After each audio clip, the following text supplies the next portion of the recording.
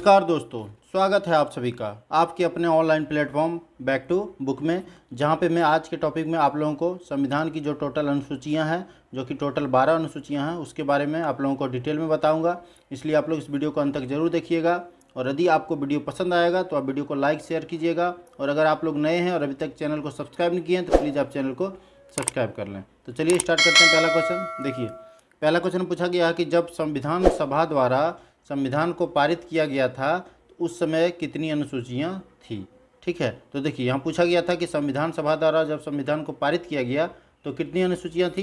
तो इसका right answer हो जाएगा ऑप्शन नंबर ए, यानी टोटल जो है उस टाइम 8 अनुसूचियां थी। ठीक है, और अगर पूछा जाए कि प्रेजेंट में कितनी अनुसूचियां हैं तो वो हो जाएगा उसका राइट आंसर 12। ठीक है, जिसके बारे में आप लोगों को आगे डिटेल में बताऊंगा। अब यहाँ पे देखिए, इस क्वेश्चन में और सारा क्वेश्चन छिपा हुआ था कि जब संविधान सभा द्वारा संविधान को पारित किया गया तो कब पारित किया गया, ये भी क्वेश्चन बन सकता है।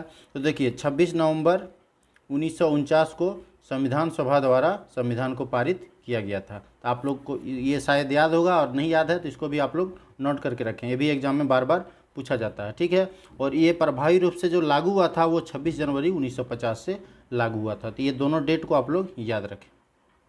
नेक्स्ट देखिए, नेक्स्ट में पूछा गया है कि भारतीय राज्य और केंद्र शासित प्रदेशों का उल्लेख किस अनुसूची में किया गया है। ठीक है, तो देखिए भारत का जो राज्य है और केंद्र शासित प्रदेश है उसका उल्लेख जो है वो पहली अनुसूची में बताता है। तो इसका राइट आंसर हो गया ऑप्शन नंबर बी। ठीक है, जो कि प्रेजेंट में भारत में टोटल 28 राज्य है और 9 केंद्र शासित प्रदेश है। तो ये सारे का उल्लेख जो है वो पहली अनुसूची में बताया गया है।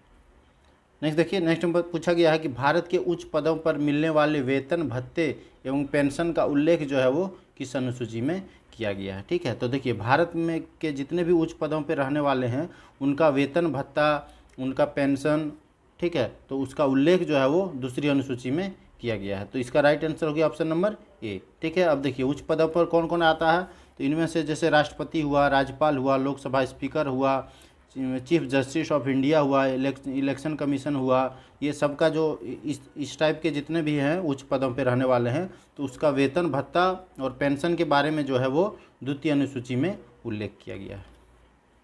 नेक्स्ट देखिए, नेक्स्ट में पूछा गया है कि भारत के उच्च पदाधिकारियों द्वारा ली जाने वाली शपथ का उल्लेख किस अनुसूची में किया गया है। ठीक है, तो देखिए पहला क्वेश्चन हम लोग पहली अनुसूची में पढ़े कि राज्य और केंद्र शासित प्रदेशों का उल्लेख जो है वो पहली अनुसूची बताता है। दूसरी अनुसूची बता रहा है कि उच्च पदाधिकारियों द्वारा जो वेतन भत्ता पाया जाता है वो किस अनुसूची में उसका उल्लेख है, तो वो द्वितीय में किया गया है। और इस बार पूछा गया है कि उच्च पदाधिकारियों द्वारा ली जाने वाली शपथ का उल्लेख जो है वो किस अनुसूची में है, तो वो तीसरी अनुसूची में होगा। तो इसका राइट आंसर हो जाएगा ऑप्शन नंबर सी। ठीक है, और इसमें भी राष्ट्रपति, राज्यपाल, उपराष्ट्रपति, मंत्री, सुप्रीम कोर्ट, हाई कोर्ट के न्यायाधीश, ये सब का वर्णन जो है वो कि किस तरह शपथ लेंगे उसका उल्लेख जो है वो तीसरी अनुसूची में बताया गया है। ठीक है, तो मैं इसी तरह आगे भी आप लोगों को लिंक करके बताने वाला हूं, जैसे कि पहला अनुसूची, दूसरा अनुसूची, तीसरा, ऐसे करके 12 तक बताऊंगा ताकि आप लोग उसको जो है सीरियल वाइज आसानी से याद रखें और समझ सकें। नेक्स्ट देखिए, नेक्स्ट में पूछा गया है कि विभिन्न राज्यों तथा संघीय क्षेत्रों की राज्यसभा की में प्रतिनिधित्व का विवरण किस अनुसूची में किया गया है। ठीक है, अब देखिए तीसरी अनुसूची तक हो गया था, तो चौथी अनुसूची जो है, यानी इसका राइट आंसर हो जाएगा ऑप्शन नंबर डी। ठीक है, तो चौथी अनुसूची यह बताता है कि राज्यसभा के जो सदस्य होते हैं वो किस स्टेट से कितने राज्यसभा सदस्य नॉमिनेट होंगे। ठीक है, यानी किस राज्य से कितने आएंगे, किस केंद्र शासित प्रदेश से कितने नॉमिनेट होंगे, उसका उल्लेख जो है, विवरण जो दिया गया है वो है चौथी अनुसूची में दिया गया है। ठीक है, अब देखिए यहाँ पे राज्यसभा की बात थी, तो राज्यसभा में अभी जो है टोटल सदस्य है 249।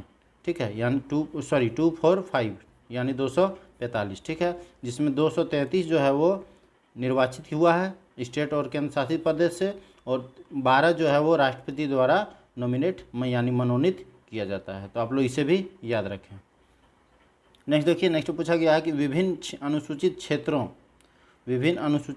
और अनुसूचित जनजाति के प्रशासन और नियंत्रण के बारे में उल्लेख जो है वो किस अनुसूची में किया गया है। तो इसका जो राइट आंसर है हो जाएगा ऑप्शन नंबर बी, यानी पाँचवीं अनुसूची जो है वो अनुसूचित क्षेत्रों यानी ट्राइबल्स का जो एरिया होता है और अनुसूचित जनजाति में के द्वारा जो है वो प्रशासन और उसका नियंत्रण जो है किस आधार पे किया जाएगा, उसका उल्लेख जो है वो 5वीं अनुसूची बताता है। ठीक है, और 5वीं अनुसूची को जो है वो अनुसूचित जनजातियों का धर्म ग्रंथ भी बोला जाता है। तो आप लोग इसे भी याद रखें, ये इंपॉर्टेंट है, इसको एग्जाम में पूछा जा सकता है कि 5वीं जनजातियों का जो है वो धर्म ग्रंथ किस अनुसूची को बोला जाता है। तो 5वीं अनुसूची जो है वो जनजातियों का धर्म ग्रंथ बोला जाता है।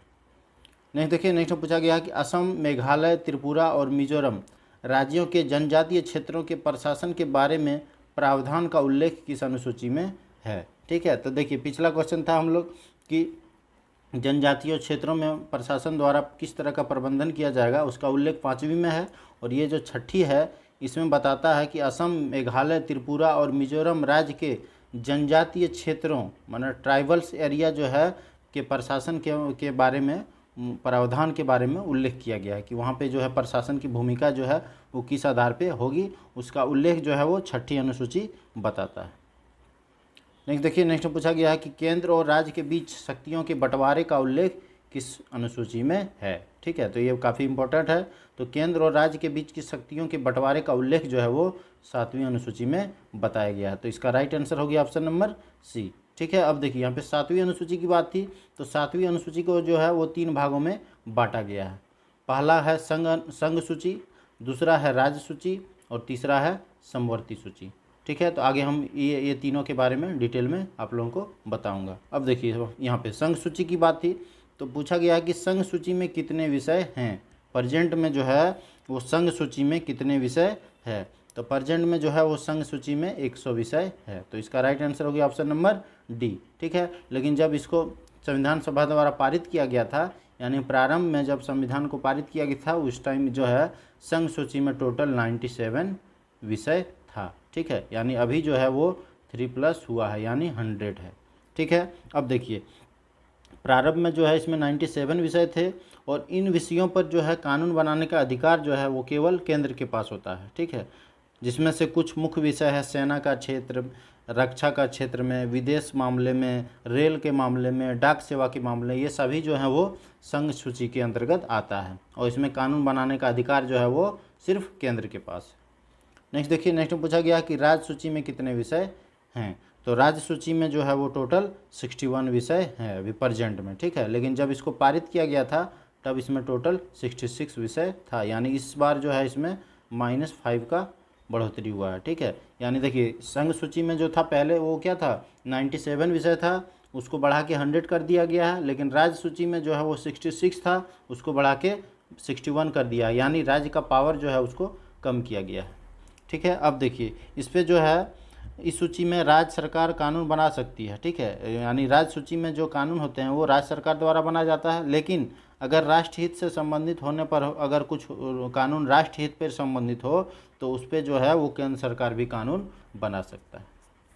नेक्स्ट देखिए अगला होगा कि समवर्ती सूची में कितने विषय हैं, तो समवर्ती सूची में जो है अभी टोटल 52 विषय है। ठीक है, यानी इसका राइट आंसर हो जाएगा ऑप्शन नंबर डी, जबकि प्रारंभ में जो है वो 47 विषय था, यानी इसमें भी 5 का बढ़ोतरी हुआ है। ठीक है, अब देखिए शुरू में था संघ सूची जिसमें 97 था विषय, उसको बढ़ा के 100 कर दिया गया। उसके बाद था राज्य सूची जिसमें 66 था, उसको घटा के 61 कर दिया, यानी 5 का माइनस किया गया। और अब है समवर्ती सूची जिसको शुरू में 47 था, उसको बढ़ा के 52 कर दिया गया, यानी प्रेजेंट में जो है वो 52 है। ठीक है, अब देखिए इसमें जो है केंद्र और राज्य दोनों कानून बना सकता है समवर्ती सूची के अंतर्गत, परंतु राज्य सरकार द्वारा बनाया गया कानून केंद्र सरकार के कानून बनने के साथ ही समाप्त हो जाता है। ठीक है, अगर कोई एक ही कानून जिस पे राज्य सरकार द्वारा उसको बनाया गया था और उसी कानून को फिर से केंद्र सरकार द्वारा बना दिया गया तो राज्य सरकार वाला कानून जो है वो निरस्त हो जाएगा, यानी उस टाइम से केंद्र सरकार का कानून जो है वो लागू हो जाएगा। नेक्स्ट देखिए, नेक्स्ट में पूछा गया है कि भारत की 22 भाषाओं का उल्लेख किस अनुसूची में किया गया है। तो भारत के संविधान में जो अभी 22 भाषाओं का उल्लेख किया गया है वो है 8वीं अनुसूची। तो इसका राइट आंसर हो जाएगा ऑप्शन नंबर डी। ठीक है, यानी 8वीं अनुसूची जो है वो भारत के 22 भाषाओं का उल्लेख किया गया है। ठीक है, अब देखिए प्रारंभ में जो था भारत में टोटल जो है संविधान में 14 भाषाओं को मान्यता मिली थी। ठीक है, लेकिन इसको जो है संशोधन द्वारा बाद में 8वीं अनुसूची के संशोधन द्वारा जो है वो टोटल अभी 22 भाषाएँ है। अब यहाँ पे देखिए कि मूल रूप से 8वीं अनुसूची में कितनी भाषाएं थी। तो मैं तो इसके बारे में बता चुका हूँ कि प्रेजेंट में अगर पूछा जाए तो 22 होगा, लेकिन मूल रूप से जो पूछा जाए तो वहाँ पे होगा 14। ठीक है, यानी इसका राइट आंसर हो जाएगा ऑप्शन नंबर सी। नेक्स्ट देखिए, नेक्स्ट पूछा गया है कि राज्य द्वारा संपत्ति के अधिग्रहण की विधियों का उल्लेख किस अनुसूची में किया गया है। ठीक है, तो देखिए ये राज्य द्वारा जो है संपत्ति के अधिग्रहण की विधियों का उल्लेख जो है वो 9वीं अनुसूची में बताया गया है। तो इसका राइट आंसर हो गया ऑप्शन नंबर बी। ठीक है, अब देखिए मैं वीडियो को स्टार्टिंग में आप लोगों को बताया था कि जब संविधान सभा को द्वारा संविधान को पारित किया गया था तो उस टाइम टोटल जो है वो 8 अनुसूचियाँ थी और अभी प्रेजेंट में जो है वो 12 है। ठीक है, तो 8 अनुसूची तक जो है वो उसको पहले से ही जोड़ा गया था, लेकिन 9वीं 10वीं 11वीं 12वीं जो है 4 अनुसूचियाँ उसको संविधान संशोधन द्वारा जोड़ा गया है। ठीक है, तो इसमें से जो 9वीं अनुसूची है जो बताता है कि राज्य द्वारा संपत्ति के अधिग्रहण की विधियों का उल्लेख, जो 9वीं अनुसूची बताता है, इसको संविधान सभा के प्रथम संशोधन द्वारा यानी 1951 में इसको जोड़ा गया था। ठीक है, यानी 9वीं अनुसूची को न्यायालय, और इसमें इसकी एक और ख़ास बात है 9वीं अनुसूची की कि इसको न्यायालय में जो है वो चुनौती नहीं दी जा सकती है। ठीक है, और वर्तमान में 9वीं अनुसूची में टोटल जो है 884 कानून है। इसे भी आप लोग याद करें या एक जगह नोट करके रखें। और इसको 1951 में प्रथम संविधान संशोधन द्वारा संविधान में जोड़ा गया था। तो इससे जो 3-4 क्वेश्चन बनता है आप लोग उसको एक जगह नोट करें। ये राज्य द्वारा संपत्ति के अधिग्रहण की विधियों का उल्लेख जो है वो 9वीं अनुसूची बताता है। इसको संविधान सभा के प्रथम संशोधन द्वारा 1951 में जोड़ा गया था। इसमें टोटल जो है 284 का लॉ है और इसको जो है वो न्यायालय में चुनौती नहीं दी जा सकती है। ये सब काफ़ी इंपॉर्टेंट है, इसलिए इसको भी आप लोग नोट करके रखें। अब देखिए 9वीं अनुसूची को किस संविधान संशोधन द्वारा जोड़ा गया था। तो 9वीं अनुसूची को प्रथम संविधान संशोधन 1951 द्वारा जोड़ा गया। तो इसका राइट आंसर हो जाएगा ऑप्शन नंबर ए।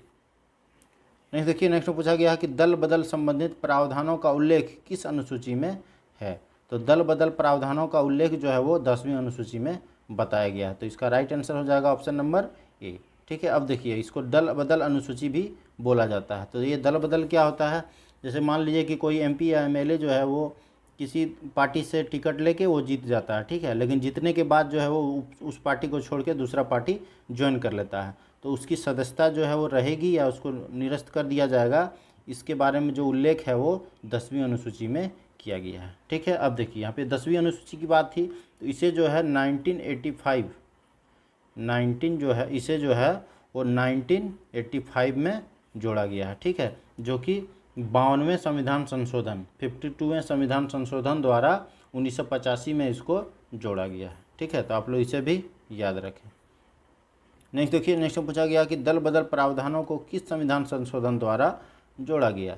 तो दल बदल प्रावधानों को जो है वो 52वें संविधान संशोधन 1985 द्वारा जोड़ा गया। ठीक है, तो इसका right answer option number B.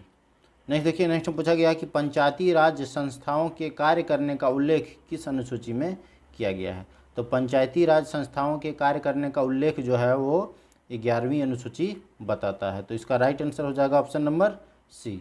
ठीक है, और 11वीं अनुसूची जो है इसको 24 अप्रैल 1993 द्वारा जो है वो इसको जोड़ा गया था। ठीक है, तो इसको जो है कहीं कहीं पे आपको 1992 और कहीं कहीं पे 1993 दिया रहता है। ठीक है, तो आप ऑप्शन में जो रहे दोनों में एक ही दिया रहेगा या दोनों एक साथ रहेगा कि 1992-93। ठीक है, तो वहाँ पे आपको 92-93 टिक करना है। ठीक है, तो 11वीं अनुसूची जो है वो पंचायती राज संस्थाओं के कार्य करने का उल्लेख को बताया गया है। ठीक है, और इसको जो लागू किया गया था वो 24 अप्रैल 1993 को लागू किया गया था।